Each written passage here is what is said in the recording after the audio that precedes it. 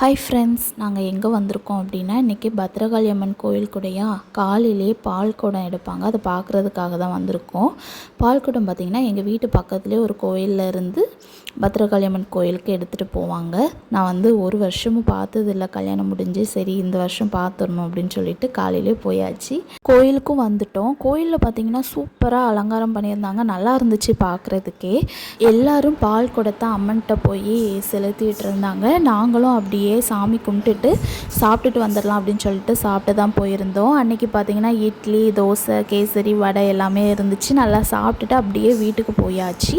வீட்டுக்கு போயிட்டு மதிய பூஜைக்கு என் பையனையும் கூட்டிகிட்டு வந்திருந்தோம். அவன் எல்லா ஆட்களையும் பார்த்த உடனே நம்மளை கீழே இறக்கி விடுவாங்க, நல்லா போய் விளாடலாம் அப்படின்னு சொல்லிட்டு விளாண்டுட்டு இருந்தான், சேட்டை பண்ணிகிட்டு இருந்தான். அப்புறம் சாமி கும்பிட்டுட்டு திருப்பியும் வீட்டுக்கு போயிட்டு நைட்டு தான் வந்தோம். சாயந்தரம் பார்த்திங்கன்னா படக்கஞ்சி ஊற்றுவாங்க. நைட்டு போயிருந்ததுனால என் ஹஸ்பண்ட் வந்து சாமிகிட்ட உள்ளதை எனக்கு எடுத்து கொடுத்துருந்தாங்க.